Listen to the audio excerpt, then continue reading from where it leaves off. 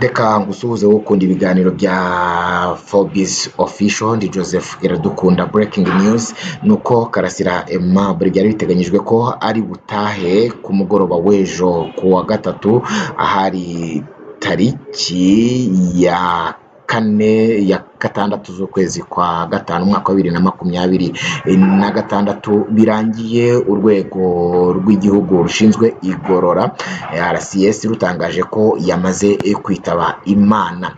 Ni urupfu rukomeje kuvugwaho byinshi ndetse bamwe batari gutinya guhuza n'izindi mfu zatambutse.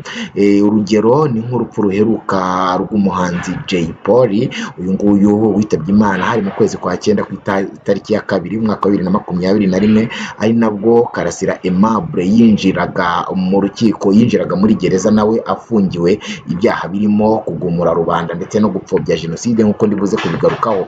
Bamwe bakavuga ko rero hari uburangare RCS ishobora kuba ifite butuma abantu bagera ku kwiheba gukabije cyangwa se gukoresha ibitemewe bari mu igororero bakaba bakiyambura ubuzima. Ari byo byabaye kuri nyakwigendera Jay Polly nk'uko nayo bivuze, bakanabisanisha n'umuhanzi Kizito Mihigo nawe wiyahuye akoresheje ishuka, ndetse bakanavuga ko ibyo byose ari nabyo bishobora kuba byabaye kuri Karasira Aimable byo kwiyahura.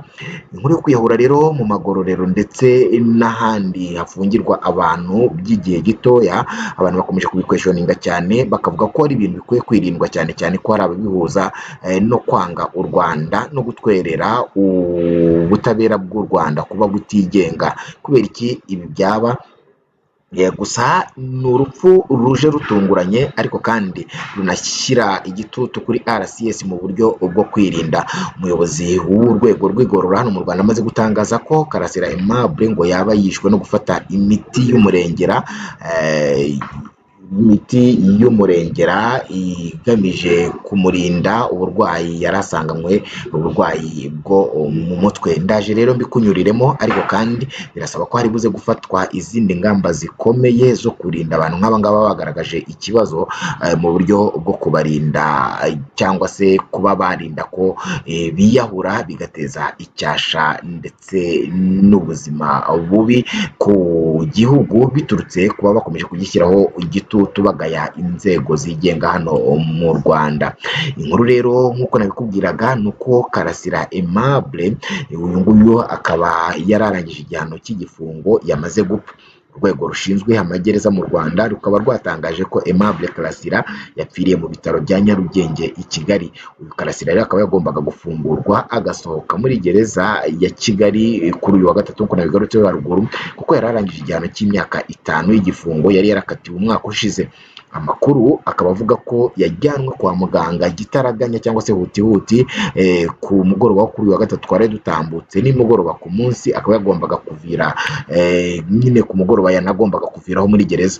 Mu itangazo urwego rw'u Rwanda rushinzwe igororero RCS ruvuga ko uyu Karasira yafashwe anywa ingano irengeje igipimo cy'imiti ye y'uburwayi asanganywe. RCS ikaba ivuga ko itegereje raporo y'abaganga ku cyateye uru rupfu.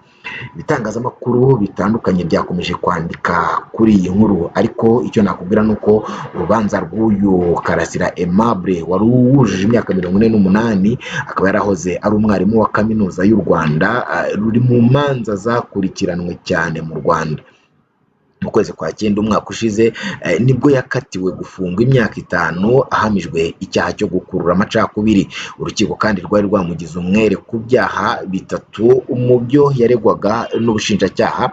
Ibyo ni icyaha cyo guhakana jenoside yakorewe abatutsi, icyaha cyo guhishingiro jenoside yakorewe abatutsi ndetse n'icyaha cyo guteza imvururu cyangwa imidugararo muri rubanda. Mbere yo gufungwa rero Karasira akaba yaramenyekanye cyane mu biganiro ku rubuga rwa YouTube avuga amagambo asa n'anenga ubutegetsi ndetse no kwibasira umuryango wa FPR Inkotanyi uyoboye kuri ubu ngubu. Ni inkuru yanditswe n'ibitangazamakuru bitandukanye, urabona BBC ariko kandi n'igihe cyayanditse, aho cyo cyatewe kigira giti urwego rw'igihugu rushinzwe igorora RCS rwatangaje ko Karasira Aimable uzaramba yapfuye nyuma y'uko afashe imiti myinshi yari asanzwe anywa. akarenza ingano yayo.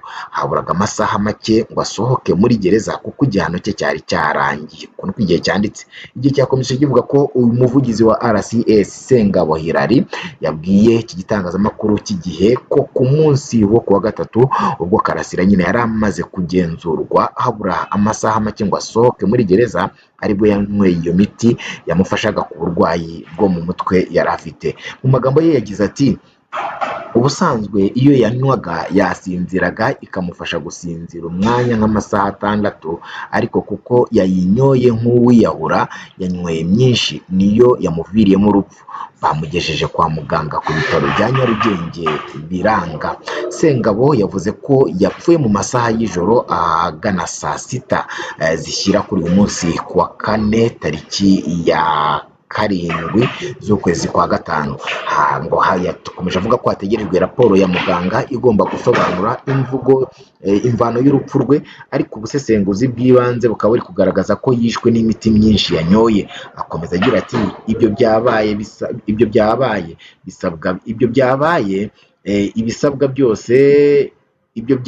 ibisabwa byose kugira ngo afungurwe byarangiye, ariko iyo birangiye haba hasigaye gusohoka. Nicyo cyari gisigaye, maze afata ya miti noneho arayigotomera. Karasira wamenyekanye nka Professor Niga yari yarahamijwe icyaha cyo gukurura amacakubiri muri rubanda. Yararangije igihano cy'imyaka 5 yari yarakatiwe. Icyo gihano yagihawe n'urukiko rukuru, urugereko rwihariye rushinzwe kuburanisha ibyaha mpuzamahanga ndetse n'ibyambukiranya imipaka, rukaba ruherereye i Nyanza kuwa 30 Nzeri 2025. Ugendeye ku buryo iminsi igize umwaka mu igororero ibarwa, Karasira yararangije igihano cye kuva ku itariki 6 Gicurasi 2026. Akaba yarashinjwaga ibyaha birimo guhakana jenoside, guhisha ingiro jenoside, gukurura amacakubiri ndetse no gutangaza amakuru y'ibihuha. Ibindi byari iyezandonke ndetse no kudasobanura inkomoko y'umutungo we urimo amafaranga yafatanywe cash ndetse n'ayari kuri konti ze zitandukanye zirimo iza banki ndetse na mobile money. Ubushinjacyaha rero bukaba bwari bwarajuririye icyemezo cy'urukiko cyo gufungwa imyaka 5. Urubanza mu bujurire rukaba rutari rwakaburanishijwe. Igororero ryo ryagaragaje ko iyo bugiye gufungura umuntu bureba gusa ku cyemezo kimufunga cyashyizwe muri sisitemu y'ikoranabuhanga yifashishwaga. Nk'uko mubibona, aya ni amafoto ya Karasira ari mu rukiko ndetse yunganiwe na maître we.